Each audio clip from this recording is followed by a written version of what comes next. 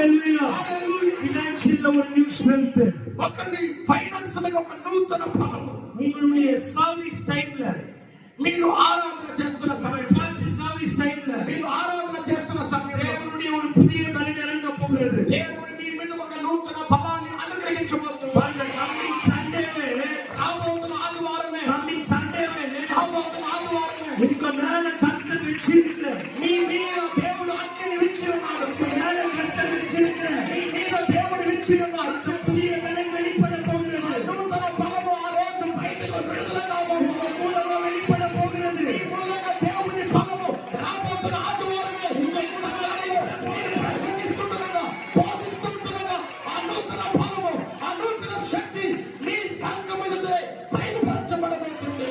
హల్లెలూయా, హల్లెలూయా. Pastor I am very happy.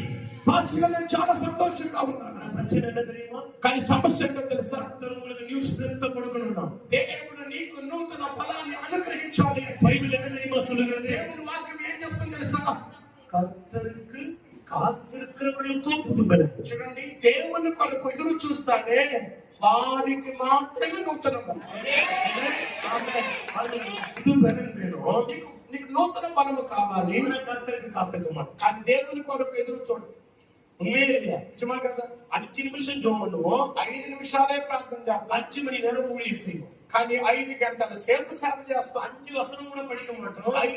5 వాక్యాలు కూడా చదవము. 5 மணி நேரம் பிரசங்கம் பண்ணுவோம். 5 గంటల సేపు ప్రసంగం చేస్తాం. உண்மையா இல்லையா? నిజమా కదా? நான் இன்னைக்கு ஒரு காரியத்தை சொல்லட்டுமா? ఒక కార్యం చెప్పనా? நீங்க எந்த அளவுக்கு మీరు ఎంత స్థితిలో, ఎంత విధానంలో அக்டோபர் மாசத்துல இருந்து అక్టోబర్ నెల నుండి உங்க ப்ரோகிராம் ஷெட்யூல் எல்லாம் தள்ளி வச்சுட்டு మీ ప్రోగ్రామ్ షెడ్యూల్ అంతా పక్కకి నెట్టి వేసి தேவனுடைய சமூகத்துல வந்து చూడండి, దేవుని సమూహంలో నుండి காத்துட்டு இருக்கிறீங்களோ, చూడండి, మీరు ఎదురు చూస్తూ ఉంటారు. பிரேயர் டைம் அதிகமாகும், చూడండి, మీ ప్రార్థన సమయం అధికమవ్వాలి, பைபிள் டைம் அதிகமாகணும், మీరు బైబిల్ చదివే టైం உங்க అధికమవ్వాలి, செல்போன் ஆஃப் ஆகணும். మీ సెల్ ఫోన్ స్విచ్ ఆఫ్ అయిపోవాలి. நீங்க எவ்வளவு தூரம் தேவ சமூகத்துல నువ్వు ఎంత సమయం దేవుని సన్నిధిలో நீங்க కాத்திருக்கிறீங்களோ, మీరు ఎదురు చూస్తూ ఓపికతో కనిపెడుతూ ఉన్నారు.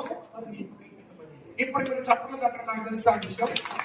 నాకు తెలుసు మీరు చెప్పలేదంటే. எல்லாமே ஏடிஎம் மிஷின் மாதிரி. మనం అంతా సేవకులు అంతా ఏక మిషన్ అక్కడ పెడితే వచ్చేయాలి. జీసస్ జీసస్ జీసస్ కోట జీసస్ అయిపోయింది. జీసస్ అయిపోయింది.